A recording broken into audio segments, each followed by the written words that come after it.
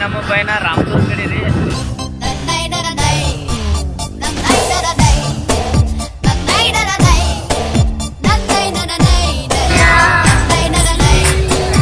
ಆಕಾಶ ಇಷ್ಟೇ ಯಾಕಿದೆಯೋ, ಈ ಭೂಮಿ ಕಷ್ಟ ಆಗಿದೆಯೋ, ಹಂಚೋಳ ಈ ಪ್ರೀತಿ ಬೇಕಿಲ್ಲ, ಪ್ರಸೀತಿ ಮುಗಿದನ್ನೇ ಮುಂದಾಡಿ